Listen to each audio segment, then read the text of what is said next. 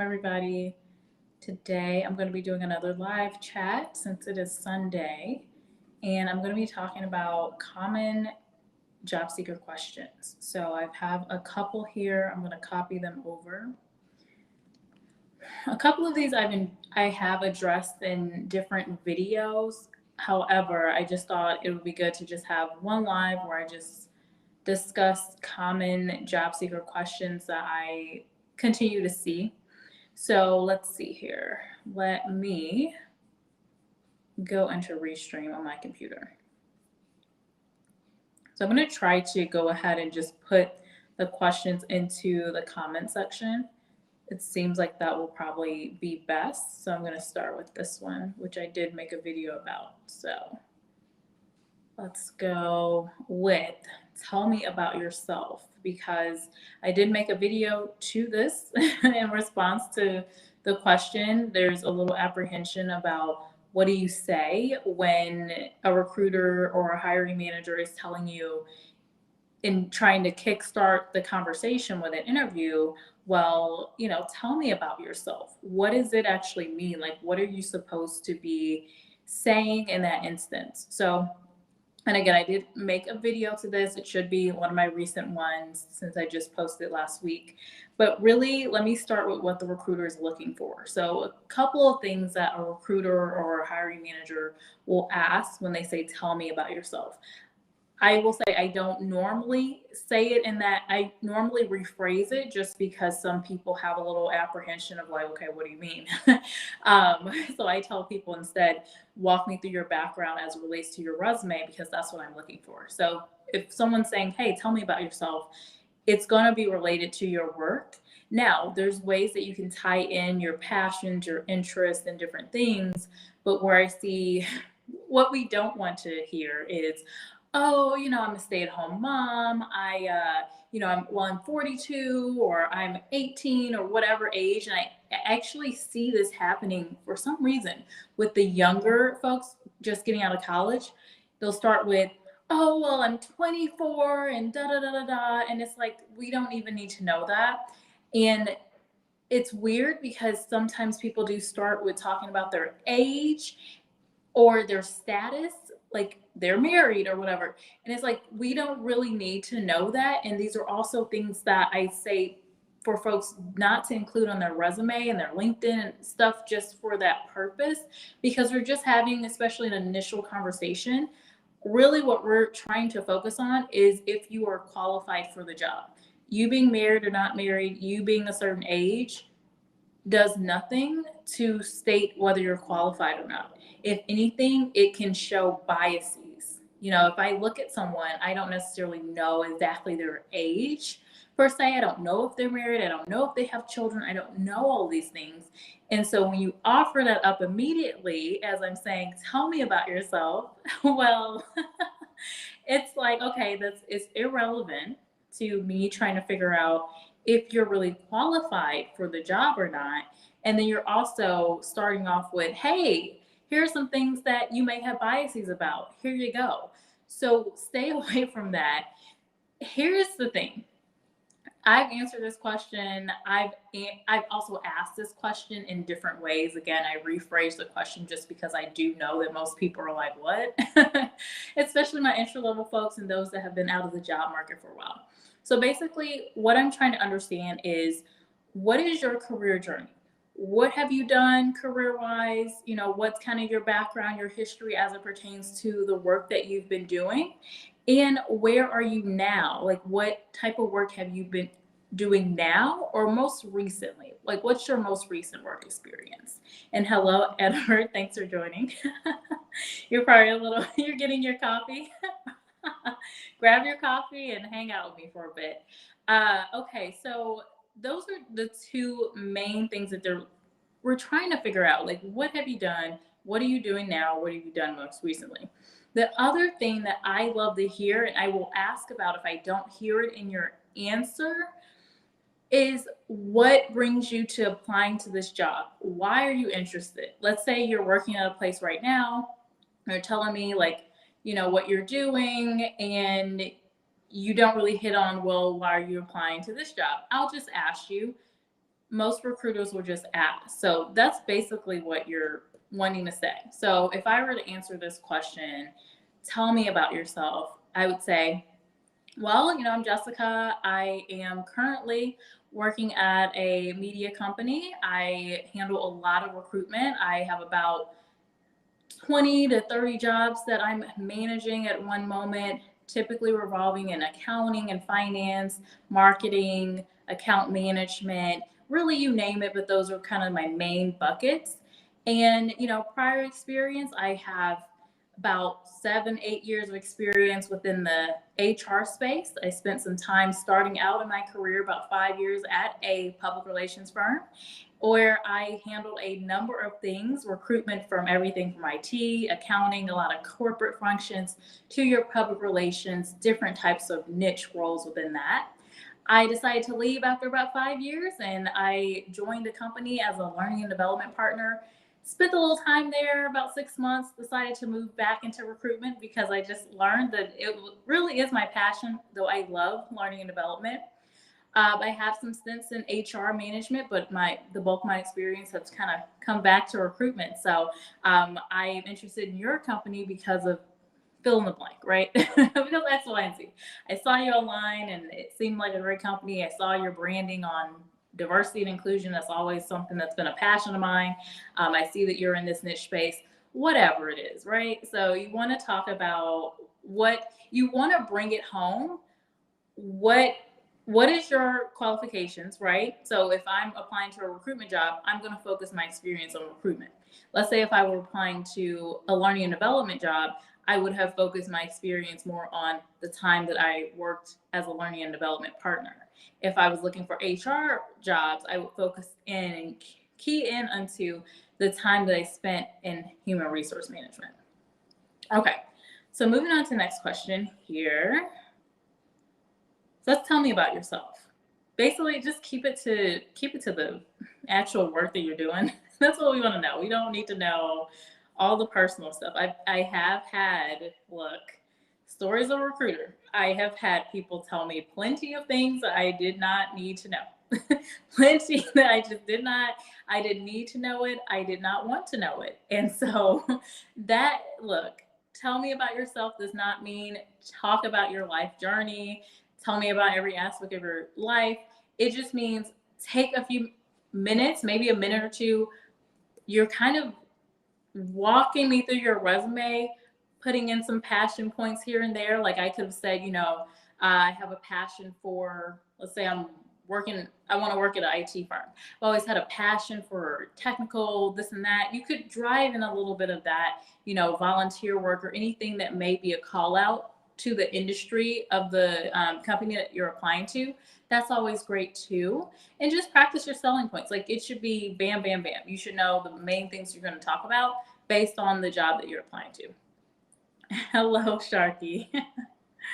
Oh, thank you. Good topic. Well, I appreciate that. I'm glad you came in. Thank you. All right. So the next question here is, what do you know about our company? What do you know about the company? Now, this is one question that recruiters will ask and hiring managers will ask, because here's the reason. The reason for it is we're trying to figure out if you're just willy-nilly applying to every single job out there and you don't even know anything about this company, or if you really are interested in this company and in this job, because we know how the job search process works. I've had 15 plus jobs. I think even more than that. I'm just talking off the top of my head right now, from those I remember immediately.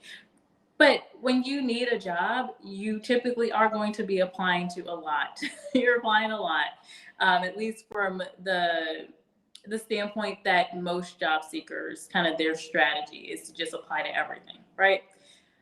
I don't agree with that approach. I've talked about that in another video on what your strategy should be, but we know that happens. So we're trying to get into your motivators. Like, what are you actually interested in the job, or if you're just applying? So you don't have to know every single thing about the company. before an interview, just make sure that you understand the industry. You've looked at their branding online. I mean, Google makes things really easy. So I have had instances where I ask the person this question, and they have they either pause and take a few minutes and like, oh well, I'm interested, and I really like the company, as they're Googling about the company, right? And it's like, we know you're Googling. Like, you could have just taken 5 minutes before and Googled a little something to show that you know a little something about the industry that you're moving into.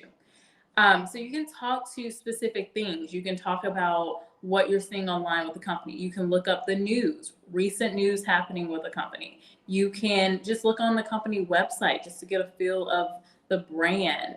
Pull out anything that you know about the company.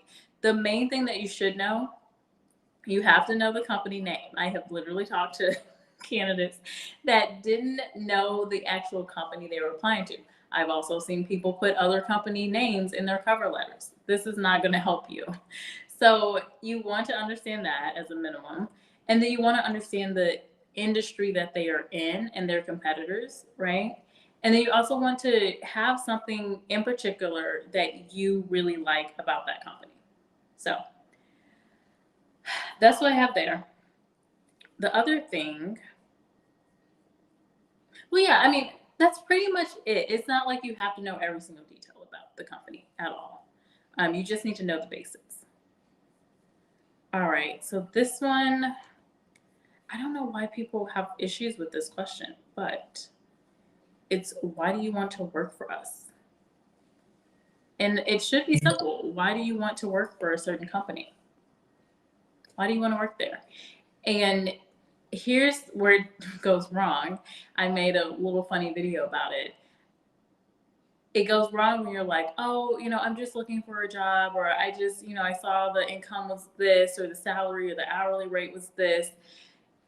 That may be true, but you want to stay away from bringing it just solely to, hey, I need a job, or hey, I see that you're paying this amount of money for the job. So you want to try to stay away from that. What you do want to share are your actual motivation. Like, what has motivated you to apply to this company? You want to talk about something real. So what is it that you think you can bring to the company that you're applying to, right?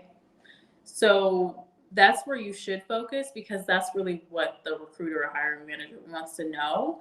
And they want to understand your interests. So I'm interested in, I worked at Nestle, right? I worked at Nestle Purina. And Nestle Purina is a pet care company. So they are providing food for our pets, so our dogs and our cats, right?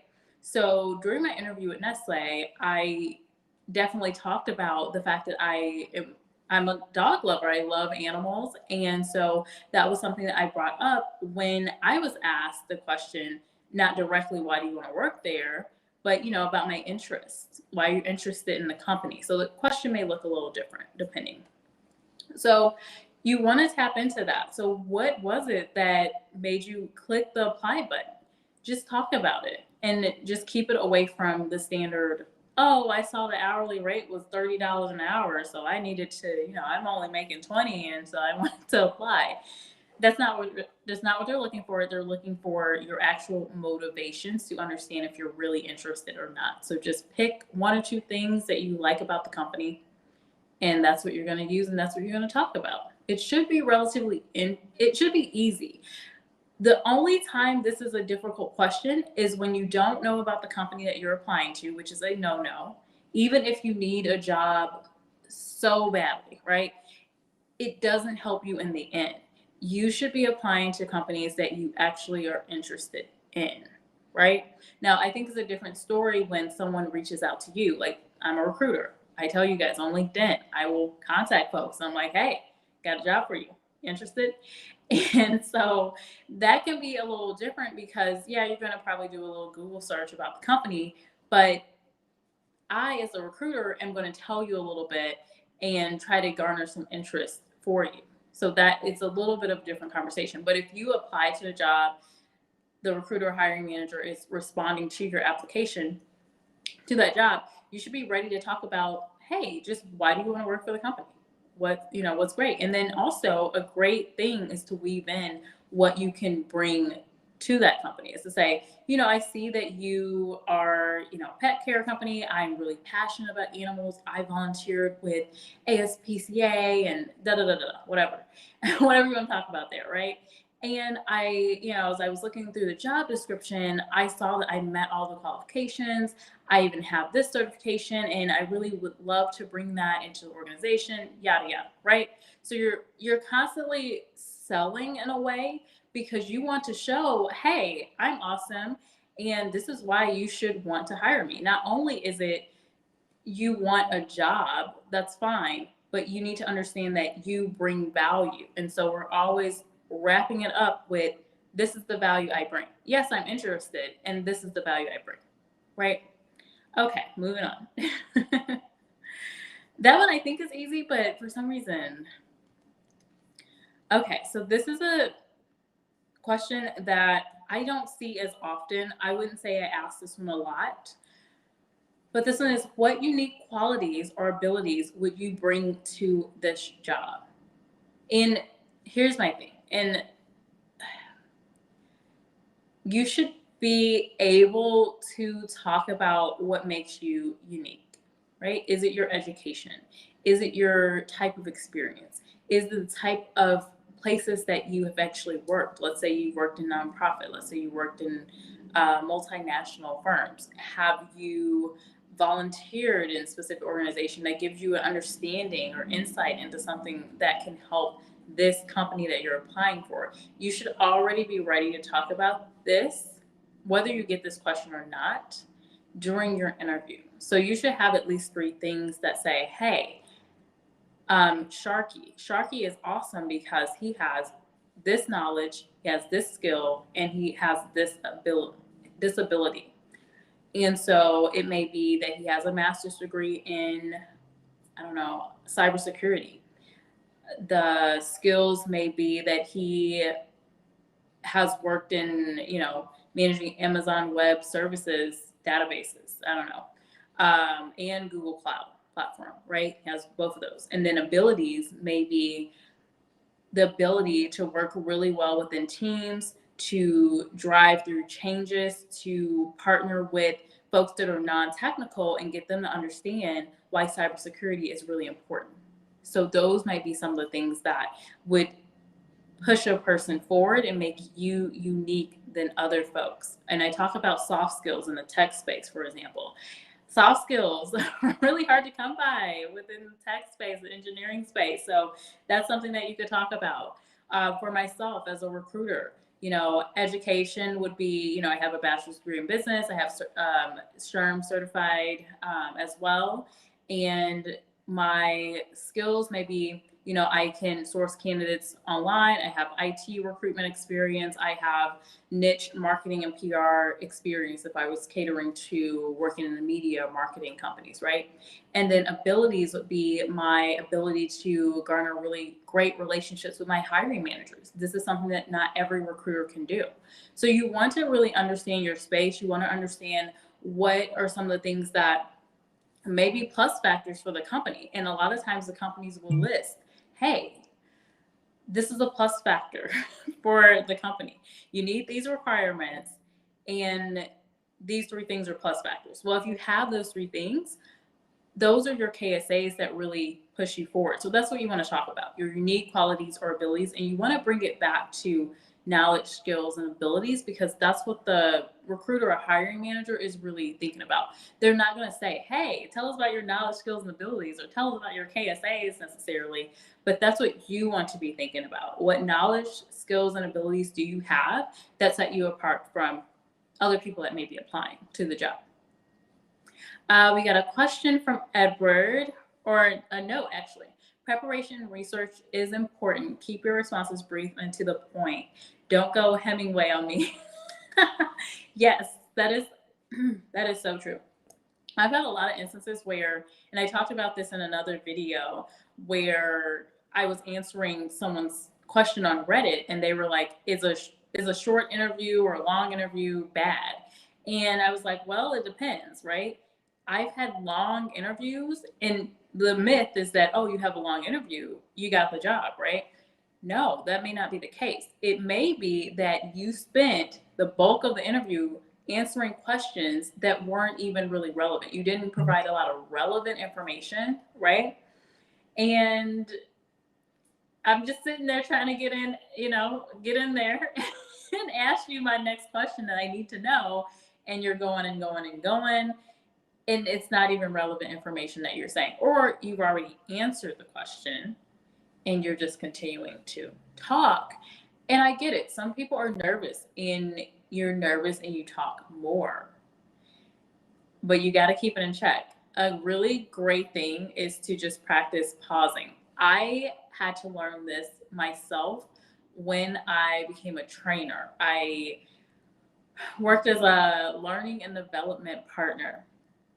And there were certain times during my training sessions where, yes, I was talking, but the key was for me to talk less and get my group of trainees to talk or talk amongst each other. Or I have the answer for something, but I want them to realize the answer. So doing these training sessions, I had to teach myself, ask the question, wait 5 seconds, and I would actually wait. I would count 5 seconds in my head.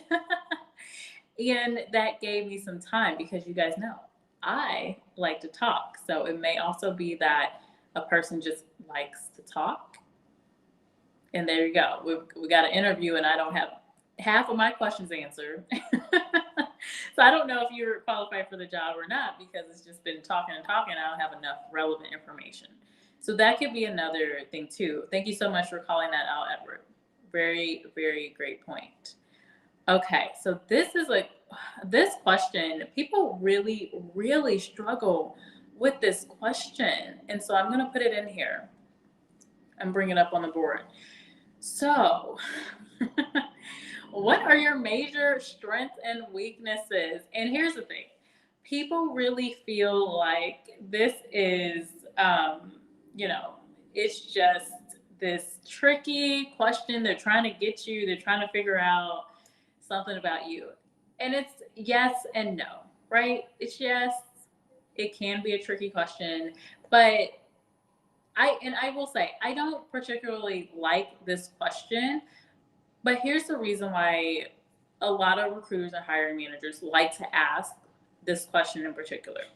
And it's all about a person's self-awareness. Really, what the hiring manager or recruiter is trying to figure out is whether you have the self-awareness to understand your own strengths and weaknesses, right? So that's one part of the question. Can you even answer that question honestly? Do you know your strengths and weaknesses? Because we all have strengths and we all have weaknesses. It's just it's a thing. It's not that everyone's perfect. You should not portray yourself as 100% perfect during an interview. There are things that you're not so good at. There are things that you're great at. There are things that you're not so interested in. There are things that you're really interested in. And I think that you should have that conversation during an interview. Obviously, if I am applying to a recruitment job, I'm not going to say, given that a recruiter is going to be a part of the job requirement is you're on the phone talking to people a lot, I would not say, well, a big weakness of mine is I really struggle communicating with people, especially by phone, right? You're not going to say that. You're not going to say your strengths is, well, I actually, strength of mine is Excel, and a weakness would be communicating with people. Like, no, that's not for a recruiting job. So you need to understand the job needs and what is a weakness that you can talk about that doesn't disqualify you from the job, right? That's not what we're trying to do. But we are trying to be open, and we're saying like, hey, I am not so great in this area. This is something that I'm working on. Here's what I've done to actually address it. So for me, a strength and a weakness. So, I would normally just buy a little time so I can think. So I'll be like, oh, that's a really good question. Let me think about that for a second.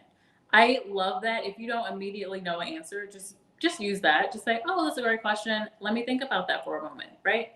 So for me, A major strength of mine is my ability to develop relationships with hiring managers. I also have a really good strength in developing relationships really quickly with people that I'm just getting to know. So I'm really great at networking, cold calling, reaching out to folks and getting them to want to talk with me about something. I'm also really good with verbal and written communication. An area of weakness of mine, something that I've been working on continuously, is just my ability to use Excel. And there's certain things that I've been doing to use Excel and use it within my work. So I have really been focused on using Excel to better manage my requisition load. There's other tools I've been using, but particularly I want to develop my Excel skills. So I actually have taken some courses online. There's some great courses through LinkedIn Learning that I've been able to increase my skills, but it's still an area that I'm continuing to work on right now. But I think the strengths that I have are a great match for this job, and I'm really looking forward to hearing more about the opportunity. Something like that, right? Again, you want to wrap it up by saying, like, look, even if you start off with your strengths and you talk about your weakness, you still want to wrap it up with your strengths. Again, we're reminding this person, like, hey, this is why I'm so great. So yes, I'm working on this. And you notice I didn't just say, oh, Excel is a weakness of mine and just left it there. No, I answered the question and then I talked about what are some of the things that I've been doing to better myself.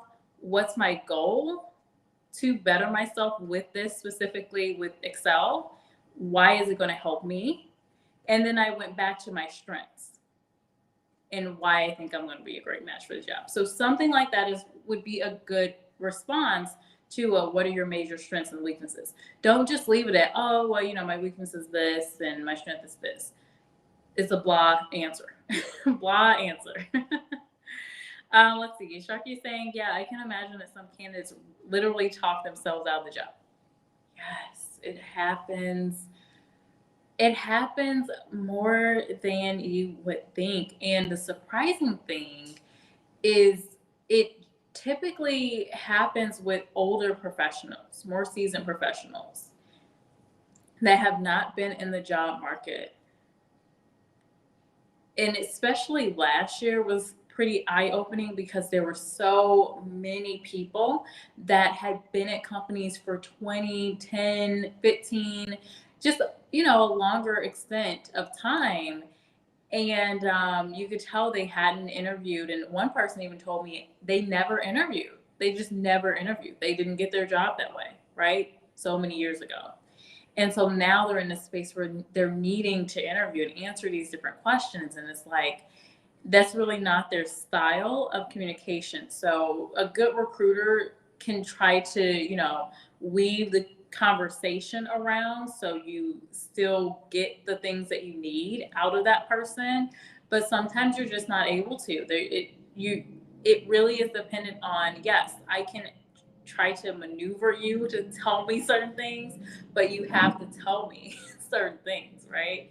So that's the struggle sometimes when it comes to being a recruiter and trying to figure out, hey, are you a good candidate or not? Because you may be a good candidate, but you're just not a good interviewer. So a good recruiter's job is to figure out how they can, they're trying to figure out if you're a good match for the job, right? Could you be a good fit within the company culture, things like that. And just because you're a rambler does not mean you're necessarily not a good fit for the job. So sometimes and my tips, I want people to understand, because you don't know who you're going to be talking to. You don't know what type of recruiter. You could be talking with a recruiter that is just starting out in recruitment, right? They've got 6 months of recruiting experience. So you're rambling on and they don't know how to maneuver the conversation to get the information that they need. So you want to be able to go in and hit on those points that the recruiter is going to be looking for, that you already know based on the job description. Try to get the recruiter to tell you about the job up front, just so you kind of can check, okay, yes, this is what they're looking for. Because sometimes that's something too, the job description isn't quite right. And so you want to make sure that you hear from them too about the job. Okay, I've been talking for a minute. I have a lot of questions. I may not be able to fit them in all in on this video.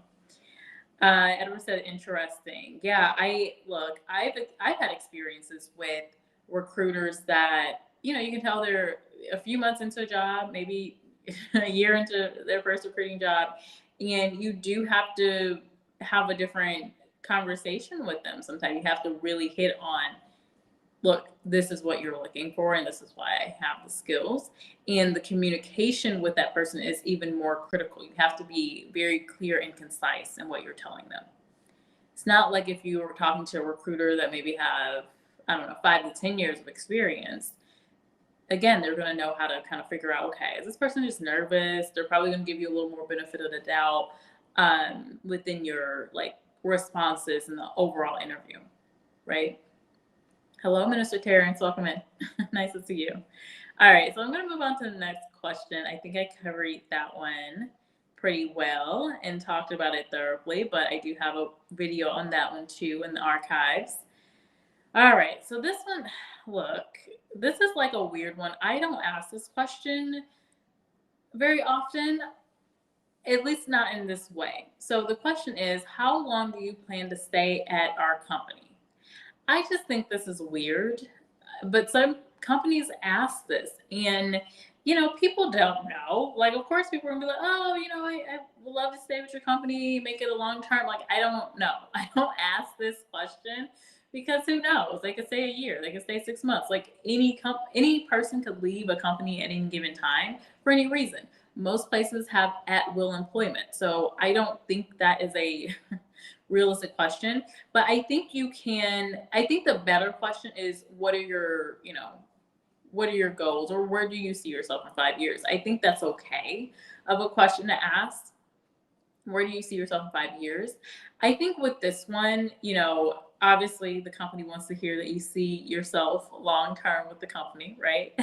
But they also want to understand what your goals are within your career progression. So with this, you definitely want to be kind of open minded, especially if you haven't already asked the question of the recruiter, or they haven't addressed what the career progression is within that company, right? Because you may say something, and I've had hiring managers do this, and I had to talk them away from it. Some hiring managers go, well, they make the assumption, well, they're not going to do so well in this company because, well, they said their interest in 5 years was to get their MBA, and I don't think they're going to be doing this, or they said that they want to move into this space. It's fine, but like 5 years down the road is a lot of time, right? So here's the things that I would hit on. I would just hit on what your interests are, right? What are your interests? What do you see yourself doing? And then you want to definitely say, I can see myself working in this industry, right? So if I'm a recruiter, I would focus on the recruitment and talent space, because most likely a company is going to have a nice career progression for a recruiter to maybe take on larger projects. I could talk about, 5 years, I am pretty open. I'm always interested in trying new things, but I definitely see myself within the recruitment space in some capacity, maybe even developing into talent management, or I take on X, Y, and Z, right? Or I take on bigger projects, something along those lines. You want to be a little bit generic, especially again, if you haven't already asked about the career progression, because you don't want to talk yourself out of the job based on someone else's assumption, which again, I don't like this, but I've had to talk hiring managers away from not considering a person solely because they said, they want to work in security right now, but they mentioned going to school and pursuing IT. Okay, that's great. Maybe they could pursue IT within the company. Maybe it's not necessarily a loss. And any person can leave a company at any given time. So I have to remind hiring managers of that. So again, for you, if you're a job seeker, you want to make sure that you're general enough and you're keeping it within the industry, but then also bring in some aspects of how you want to grow. And again, keep it open. So that's my response there. I don't like the how long do you plan to stay at our company. I think that is so weird and cringy. But again, I would just be pretty general. And yes, thank you, Edward. Please do hit the like button as you guys are coming in. And please do, there is a poll for this video. Take a look at the poll. Just a yes or a no with that one. Thank you, thank you. Please do hit the like. Appreciate you guys. Hello, Barry. What's up? I haven't seen you in a while. How are you? How are you doing? Ben, welcome in, Ben. Thoughts on cost of living wage adjustments on a yearly basis, aka don't give me a raise, just keep up.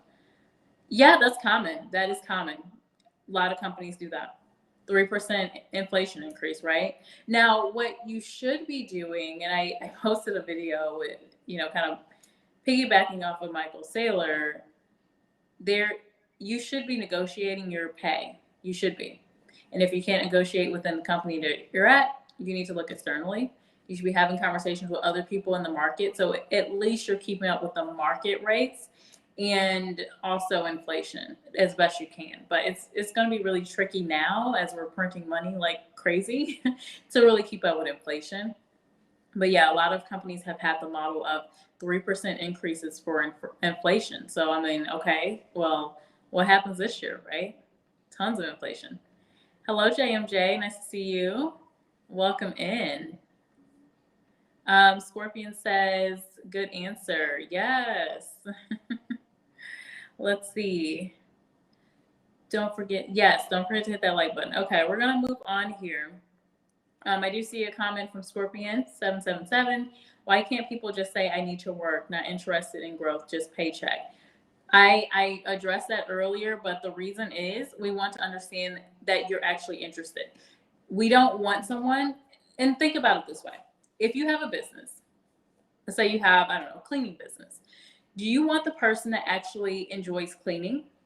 Or do you want the person that's just like, oh, yeah, I can give the job, whatever? What do you think the performance is going to be for someone that's like, oh my gosh, I love cleaning. I'm weird. I just like cleaning. Versus, I just take this job. I just need a job, whatever. What do you think the performance is going to be? What is the client's going to say? Do you think you're going to keep clients and gain more clients with the person that says, I just need a job? Or the person says, oh my gosh, I love cleaning. What do you think? Because yeah, there's honesty, but then there's also, you should be interested in the company that you join. Because if you're not interested in the work that you're doing at all whatsoever, you're not gonna do your job. Now, I can understand if you're coming from a perspective of, look, you're getting a job at McDonald's or you're getting a job at a factory. Long term, you may not, see yourself in that job. And I think the conversation is a little bit different. But again, you don't want to just say that you want a paycheck, because there's another person over there that says, oh my gosh, I love Amazon. And I like the company values. I just want to work here. That's even a good answer compared to, oh, I just need a job. Because of the motivation. Companies want to tap into a person's motivation because there are studies that show you perform better when you're motivated. We, like HR, we cannot get people motivated. That's just something that's intrinsic. Either you're motivated or not. It is what it is. It's either you are or you aren't. You can't push people that way. But good thing for discussion. Barry says you're doing well. Oh, you're always on a panel. Gotcha. Well, welcome. Glad you're able to catch me today. Okay, so this is a question I also addressed in another video. This is the question. Tell me about a time that you failed at something and what you did afterwards. Now, sometimes it's just tell me about a time when you failed at something. Again, I did make a video to this as well, a video response. And here's the thing. You want to be honest. You don't want to just make something up. We're going to know you're lying. We're going to know. But what you want to do is actually find a time where you failed at something, but not just any time where you failed at something. To their point, you want to talk about what you did in that instance. So this is a great example of a behavior-based question. So you want to follow the STAR model. And the STAR model is the situation. You start with the situation. So what was happening? Set up the story for us, right? So situation, the task. So what was it that you needed to do? what was it that you needed to do, and then the actions. What did you actually do? And then what were the results, right? So I could, let me just think of one here. Okay, I think I might have one for us. Okay, so I can tell about a time where I was talking with a specific candidate about a tech job. And it was in the cybersecurity space. I don't know why I'm using cybersecurity so much, but I guess it's just on my brain. I guess it's on my brain. I haven't even done tech jobs in a while. So, cybersecurity space, and they actually didn't have the qualifications that we were looking for because they had changed. And the issue was that they changed so quickly. I hadn't talked to the hiring manager beforehand and already had put them up to talk to the hiring manager. So it was kind of a failure because ideally, I don't want candidates that are not qualified to talk to the hiring manager. It just as a save of time. So what I did in that instance is I actually talked to the hiring manager, told them about my mix up and that I hadn't realized that I missed their update on the qualifications. And I just talked to them and asked them, to please talk to the person since I already set up the time with them.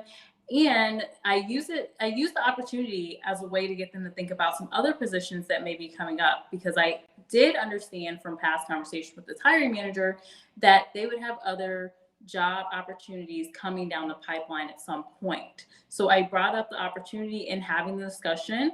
It actually turned out that the person could have been a match for that job. The hiring manager became to be a little bit more flexible on those qualifications they originally had changed, and they considered the person for the job. The person did not get that job, but we were able to stay in contact with them for other opportunities as well. So it ended up being turning into a good scenario. But what I learned from that instance is to just make sure that I'm constantly in conversation with my hiring managers, making sure that there are, no changes to a job before I'm moving forward with candidates. So great learning opportunity. I use it on my day-to-day work continuously as I'm talking with my hiring managers.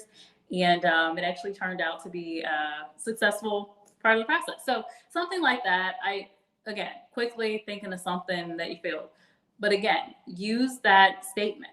Oh, that's a great question. Let me think about that for a moment, because these questions are built, any behavior-based question is built to make you think, right? It's not just, oh, do you want the job or not? Yay, nay.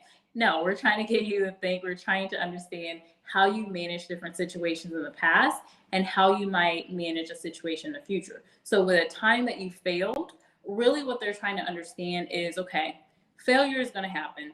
Everybody makes mistakes. The real thing that you're trying to figure out is how do you address the mistakes. So I could have given in that example, oh, I made this mistake. I didn't see that the qualification had changed, and so I just canceled the candidate, and I learned from that experience. That's not a really good story. It doesn't show that, oh, you take initiative, you look for opportunities, you try to find the positive of everything, and that you learn from that experience, and you move forward with that learning. And how did you do that, right? That's what companies are looking for. They're looking for people that, yes, you might have made a mistake, but how do you learn from that mistake? How do you not make the mistake again? And then what are some actions that you do to try to resolve whatever issue came up from that mistake, right? So those are some of the things that you want to focus on when you're getting this type of question. And I did make a video in a really short 5-minute response to this type of question. That's what you want to talk about and cover. Oh, and you're welcome, Scorpion. I'm glad it was helpful. JMJ, I see your comment. I am going to pull my next question, and then I'm going to address that comment. All right, so this is the next question we're going to talk about. JMJ said, don't quit, never quit, keep grinding. Failure will lead to better success if one is serious about their ambition and goal. Oh, I love that, JMJ. That's awesome. Yes, never quit. Exactly. All right, so this next one is describe a time when you worked on a team project. This is another behavior-based question. So I think I do see a lot of people struggle with the behavior-based questions. And again, you want to use the STAR model. So going back to my scenario, I talked about the situation, I talked about the task, I talked about the actions I took, and not just any actions. Because in this team project example, what I hear folks say is that we did this, we did that, we did this, they did that. Okay, what did you do? So you want to, with your actions, you want to talk about I. This is a time where you can brag. You can say, I did all this great stuff, right? And then you want to wrap it up with the result. What happened? This is a great time to mention any statistics, any wins that you can actually put in number form. You want to talk about it with the results when you can. Okay, so describe a time when you worked on a team project. What was your relative position on the team? Were you satisfied with your contribution? So this is a kind of lengthy one. Most questions are just going to be describe a time when you worked on a team. And then they're going to listen to you and they're going to look at you like this. It's like, okay, go. But team project. So this is a good one for folks that are in school, just getting out of school. You can definitely use a school example. I recommend doing that because you have to do so many team projects, right? Now, I do think it's a little weird when you are maybe 3 or so years away from school, out of school, and you're using a school example. That's looked at a little weird. What ideally people want to hear is a work example, but a lot of leeway is given for folks that are in internships or looking for an internship, or this is your first job out of college or second job out of college or whatever, right? But when you get to being 3 years out away from school, whether that's bachelor's degree, MBA, whatever it is, we're expecting work examples, okay? We want what you like. Are you working with people? Tell us about it. So, you can talk about a time where you worked on a team, but you want to make sure you identify what was your part in that. So what was your role? Were you leading? Were you contributing? What way were you contributing to the team? And then talk about the overall result of what actually happened, right? So I could talk about an example where this is a real example. I worked, while I was working with Nestle, I led a project to get thousands of contacts, about 5,000 contacts that we had in the database, over to our CRM system, which customer relationship management system. And we needed to do this in a specific amount of time. I had put a deadline together by fall, just depending on the amount of time people had. We knew that there was going to be a little more traction going with recruitment in the fall. So what I did is I led the project, and I worked with my manager and other managers to garner some folks that could help. And I also worked on the project right along with the team. So I organized a team of who's going to work on what, did a presentation just to kind of loop everyone in to make sure everyone was knowledgeable about what they were going to do, what we're all going to be doing, and why it was so important. And then from there, I worked through the couple of weeks with the team, having weekly touch bases with them, and also working myself, having my designated amount of data that I was going to be inputting, and then along with others designating their input, and just checking in with them on a weekly basis. And we were actually able to submit the 5,000 contacts all together before the deadline, which was before fall. So we were actually able to accomplish it that summer. And in addition to that, we actually were able to contact multiple candidates or potential candidates within our system. I worked with the branding team to get out some newsletters and things to really engage that those group of folks that we were bringing into our system. And now they have those 5,000 contacts they can use for the future for various positions and opportunities. So it ended up being a really great project and really successful and fun time to just get to know different team members and work with them.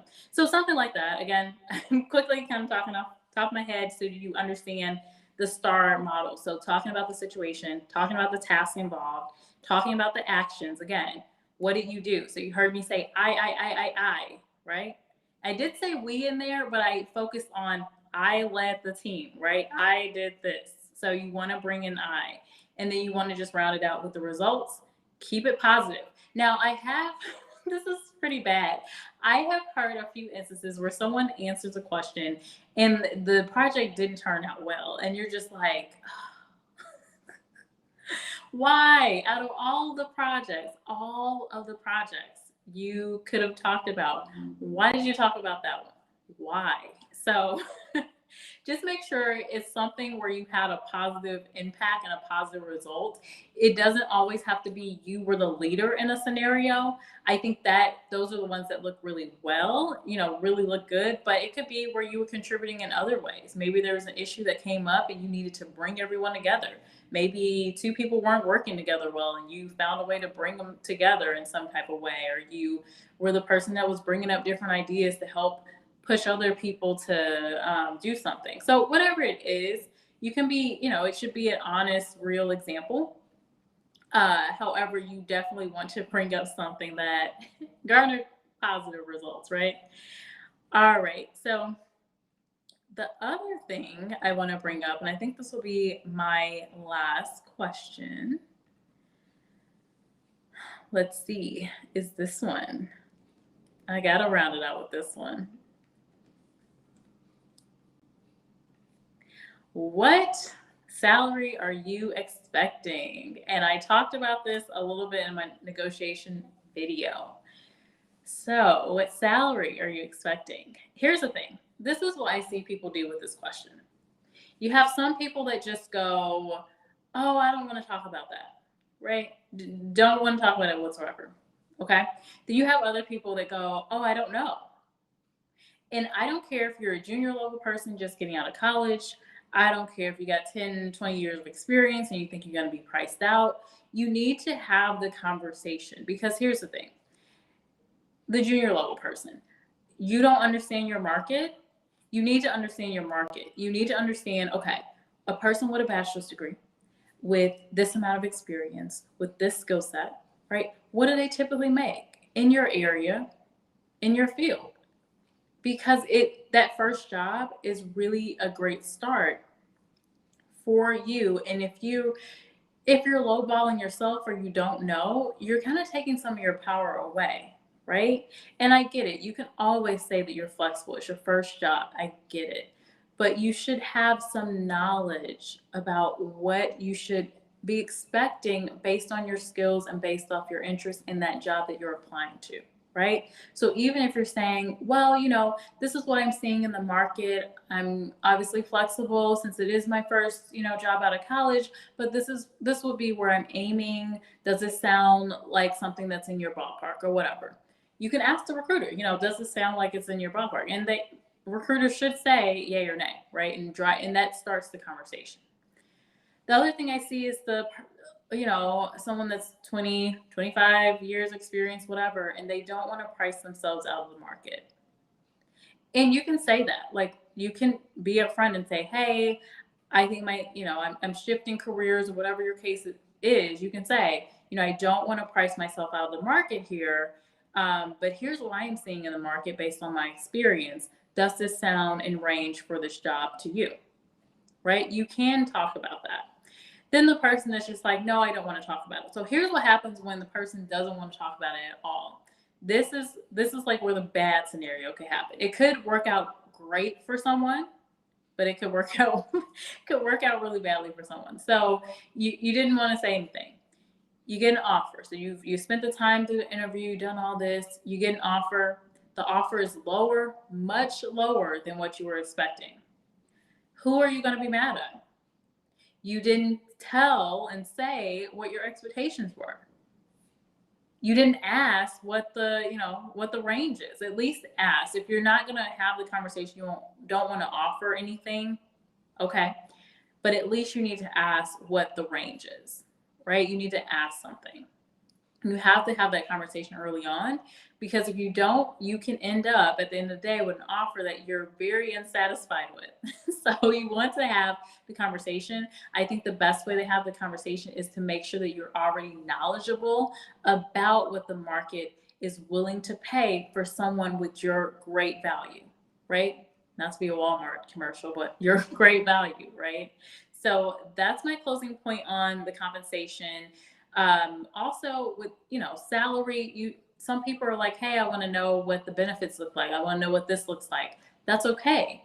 Share that. Just have an open conversation. Or what you don't want to do is just close up or just say, I don't know. Like, no, we need to know. We need to be knowledgeable. The keys to negotiation, like I said in the quick 1 minute video I did last week, is knowledge plus communication equals negotiation. You cannot have negotiation before either of those are in play. So I'm going to close things out. Are there any questions for me before I get off of here? I think I've got 5 more minutes. Thank you, Edward. Good advice. Scorpion says, excellent. Well, welcome. And I haven't seen you before, Scorpion. Welcome. Hopefully you are subscribed and hit the bell. That is how you get notifications. If you don't want to see me again, then you just don't hit the subscribe or don't hit the notifications. But I definitely hope this is very helpful for folks watching today and also those watching the replay. And I see JMJ making some faces and a thumbs up. Cool. All right, let me hang out here just 1 minute. I'm going to take a sip of water.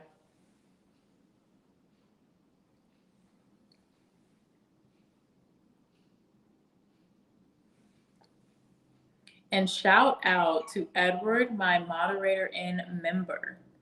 And Edward also does have content, so you want to check out some cool content over there. I've seen a couple of his videos where he is sharing planes, right? Aircrafts. And also some occasional animal nature type of videos. So pretty cool stuff. So just a shout out to my member Edward there. And Barry, if he's still in here, Barry Johnson is another member. And he has some really great tech content. So anyone in here wants to learn about tech or just wants to talk about tech, if you're into gadgets, you may want to check out Barry. He has some really, really cool content. I don't know, Barry, if you have anything or has had anything lately posted, but definitely check him out. And yeah, again, for my techies watching. Sharky says, great info, Jess. Awesome. JMJ, look, it's Sunday. I drink tea more so, at least caffeinated tea, during the week because I need a lot more energy. Today, I started the day with my workout. So I did a workout this morning. And it actually, so normally the workouts, I hadn't been to the gym in a week. I'm going to put that out there. I was not in the gym for a week. Oops. So it was my first day back. And I thought it was going to kick my butt. I really thought it was going to get me bad. And I got, you guys know I go to Orange Theory, and I got 18 splat points, which is a good thing. And you're supposed to get 12. So I met my goal or over met my goal. And then I burned about close to 500 calories. And I came back and I'm like, oh, I have so much energy. And I've been listening to one of the conferences. It's like Black Girl Magic or Boss Media. Of course, I don't have it off the top of my head now. I think it's Girl Boss Media. I want to say that's it. But it's just for women coming together, right? And there's a lot of sharing about content, finance, career, all of that. So that's been going on today. So I've been listening to that on Amazon. Oh, you're welcome, Barry. Of course. Oh, you posted something today. Okay, well, check out Barry. Again, he has a lot of great stuff for my techies and my folks that like gadgets. Awesome. And okay, I think that is it. You know this, Sharky. Oh my gosh, you guys are so funny. I enjoyed talking with you all. I think tomorrow is going to be a really good discussion. I have Monday or Money Talk Monday. So Money Talk Monday is tomorrow. I'll do a little post in the morning to get us thinking about money, right? And then we're going to talk about it in the evening. So if you want to learn about REITs or just have a discussion about REITs or real estate investment trust, dividends, let's talk about it tomorrow on Money Talk Mondays. So thanks all for being here. If you haven't hit the like button, please do hit that like button before you leave. And I will see you guys in the next video. All right. Bye. Peace, love, and hugs. Happy Sunday.